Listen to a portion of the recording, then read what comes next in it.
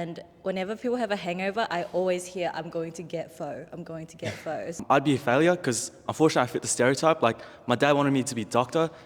Like, let's be honest, do I look like a doctor? My mum was a tiger mum.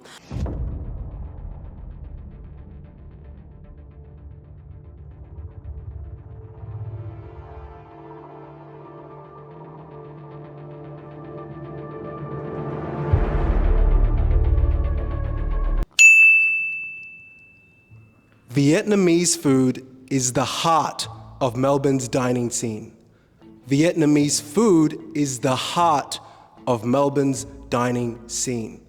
3, 2, 1.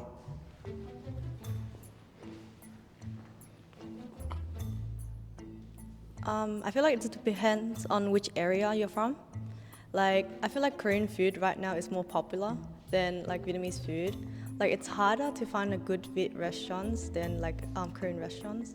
I'm a foodie, and I think we're so spoiled in our Melbourne's dining scene. Like, we've got so many cuisine in the city, and like what Chelsea said, yeah, like it really depends on where you find good Vietnamese food. They're mostly, in the suburbs.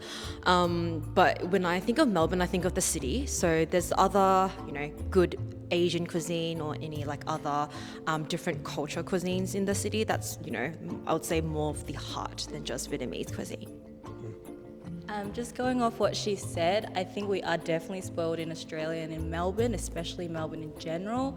But I think when it comes to Vietnamese food, I think that's everyone's go-to. Our food is so light, so healthy, and whenever people have a hangover, I always hear, I'm going to get pho, I'm going to get pho. So you disagree with me? Yeah, like I feel like, like everyone said, Melbourne food scene's great, and I talk to a lot of people, weekend for lunch. Majority of people say banh mi because it's cheap, easy to get, eat on the go, and pho as well. Can't go wrong with that.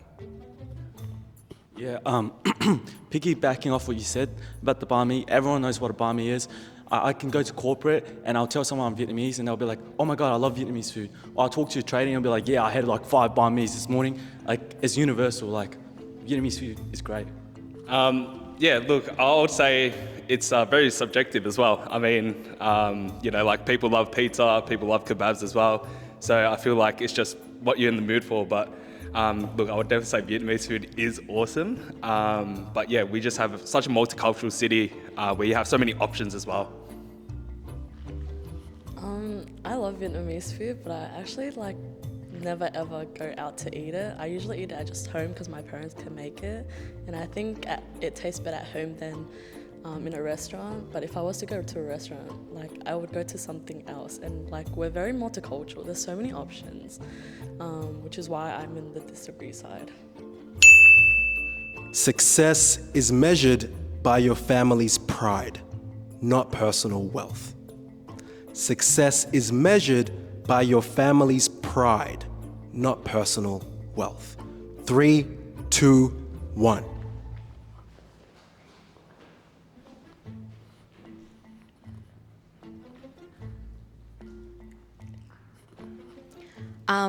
Growing up, I was in a very strict household. My mum was a tiger mum, and I've tried really hard to live up to her standards. And she's no longer a tiger mum anymore. She's a lot more understanding, and we've actually developed a friendship from it. And I think now that I'm older, success to me is a lot more different. I feel like success, the definition of success for me when I was younger was bound by what my parents thought it was. And I guess they were trying to instill that kind of success, or what they think success is.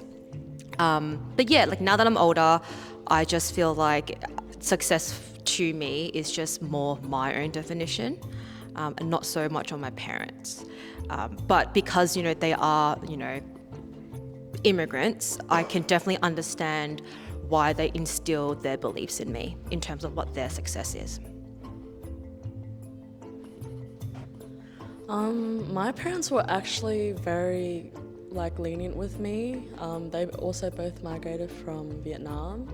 My mum has never been strict with me. Like she obviously has rules and stuff, and I always respect my parents, but she always just wanted me to be happy. She never really pressured grades or any standard for me. She just wanted me to be happy, and I think because of that, success to me is just being happy. But obviously, because they're my parents, I love them so much in the way they raised me.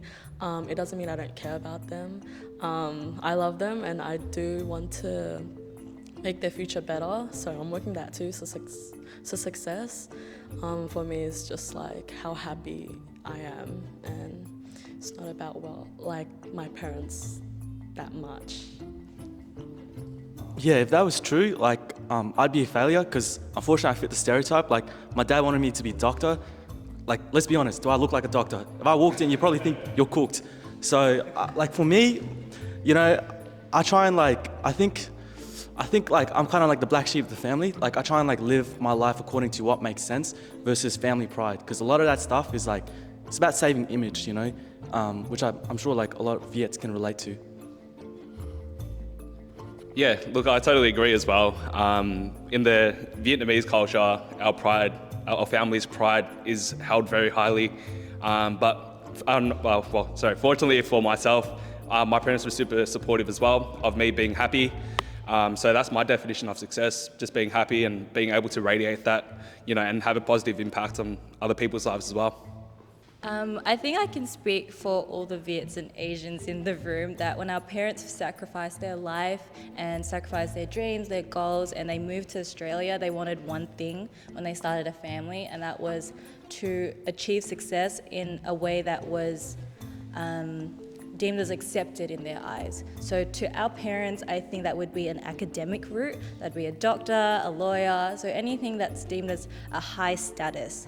And that's success in their eyes. So until proven wrong, I don't think they would see it as success. And that's why I think our generation is pushing so hard to hustle and grind in fields like social media to prove a point. And I think until I can prove that to my parents, their pride is not going to drop. Yeah, I think that was perfectly said. You know, parents' pride matters a lot. Like immigrants coming here, they want the best for our kids. And in saying that, I feel like because I'm the second child, I do have a bit easier. My brother's, you know, being the first one, and my parents coming out, they don't know anything, so they want to follow that academic route. But for myself, I was a bit more lenient. I could have a bit more choice to do what I want to do, which I'm very grateful for. Respect for elders is being lost in the Viet community. Respect for elders is being lost in the Viet community. 3, 2, 1.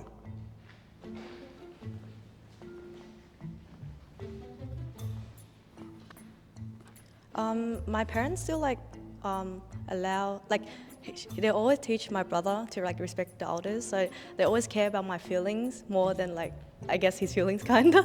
So they always try to put on it's always good to respect the elders one. And even I can see some Viet people here, they might not adopt the same way. Maybe their parents is second immigrations. But for example, someone I know, they still respect their grandparents as well. So I don't think it's lost in our generation yet. Yeah, no, I definitely agree with the statement. I feel like with the younger generation, you know, with the social media, there's a lot of brainwash as well, and they start to adopt these kind of values where, you know, we start to in the Vietnamese culture, I know about you guys, we all do that bow, you know, before we say goodbye to the elders as well, which I feel like a lot of that does get lost because, you know, just being in Australia here. Yeah, I completely agree. Especially with the bowing down, that's something that was brought up as well, you know, and I agree. Relatives as well just sort of bow down, and we call relatives a certain greeting, whatever, depending, you know, the older or younger than our parents. And with social media, how that's changed a lot nowadays too. And end of the day, our parents, they only know what's best for us, so they've sacrificed their lives, and our grandparents as well, to have the best for us. So I think that respect should be kept, and it does get a bit lost sometimes. I think the respect is completely gone, but I think as there's new generation, it is slowly being washed out. I'm the first child in my family, and growing up, I've bowed to every single uncle, auntie, grandparents, anyone older than me when I would arrive to like a family gathering, but then my younger brother wouldn't understand why, or he wouldn't even do it sometimes. He also doesn't know how to speak Viet, whether I am fluent, which is another factor. So he couldn't really communicate with my grandparents because I don't know English. So I just think like as there's new generations, it is being slowly washed out. I definitely don't think you need to be lost in the culture to have respect for the elders or the culture. I think it comes down to how you were raised by your family, and if in your family your roots, your culture and your tradition is very strong or strict. I know for my family, as I'm the eldest, it was definitely stricter growing up, but for my siblings, Mum's become a bit more lenient, but it still comes down to our roots again, that she says no matter what you do, when the elders come or the family come around, you need to be respectful. So I think as long as you can keep your traditions and roots on lock, you're good. When I was growing up, I was a very polite kid. There's like a word for it in Vietnamese. They used to always compliment me, say I was really well behaved, until I grew up and I did a bit of therapy and I realized I was people pleasing. So I kind of realized like so many stuff in the culture, was set around survival. So like a lot of people are still in this survival mindset. I don't think elderly people are losing respect. It's just that now they're getting the kind of respect that they deserve, which is above and beyond, and listen without reason, listen without question, and just do whatever like the elders told you because they said so. So Yeah, I'm neutral because I don't think elderly people are getting disrespect. It's more so the younger generation. They don't really know how to speak the language, and they don't really know like cultural, like Vietnamese culture in terms of like greetings and different like sayings. So I think that might come off as disrespect, like to other people. But I don't think, it's elderly people are losing disrespect. Representation of Vietnamese Australians in politics is overdue. Representation of Vietnamese Australians in politics is overdue. 3, 2, 1.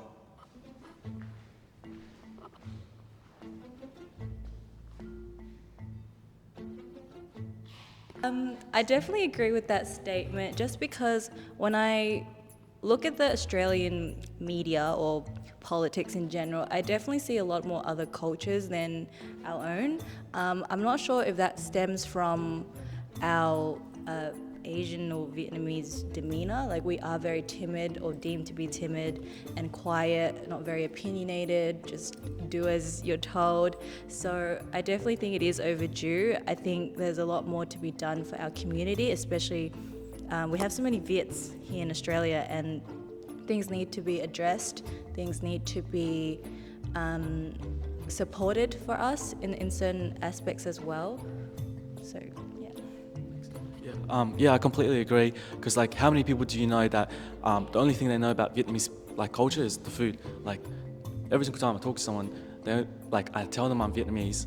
Usually, a specific type of people that kind of talk like this, like they always say like, yeah, I love Vietnamese food. I think Australia has a big problem where they say like we're very multicultural, but it's like cultures just existing side by side, but like not interacting. So I think politics maybe would be a big step, because there's like a lot of little steps we've got to get to before we can get to that step. But yeah, that's one of it.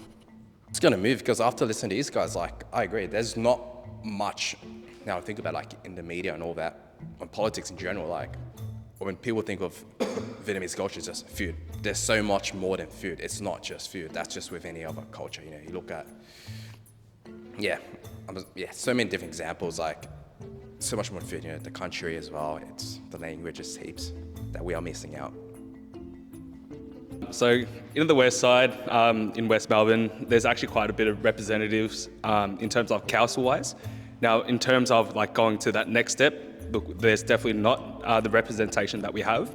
The only thing that I would say is that it comes down to competence and what kind of values that these politicians would like to bring. Now, going up to the next step, what is there for them to actually bring for us Viets? I mean, we've actually very privileged as well, coming to a very great country in Australia. So it comes down to competence, in my opinion. I think hearing from everyone, I think I'm leaning more towards the neutral side a bit.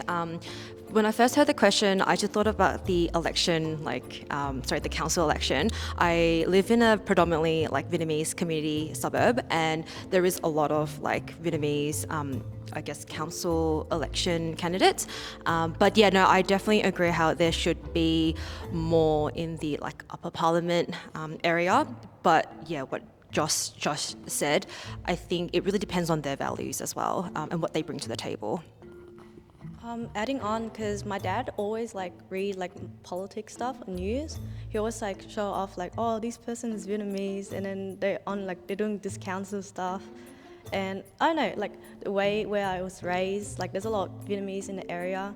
There's councils and also a lot of people who does politics as well. So that's why I lean towards the disagree side. Interracial relationships are still a taboo topic in many Vietnamese Australian families. 3, 2, 1.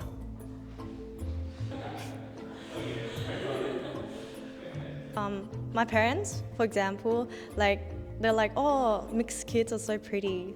So my fault, I'm actually standing on the wrong side.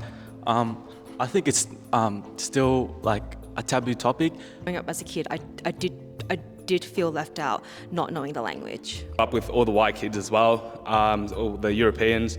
And look, definitely I did face some racism as well.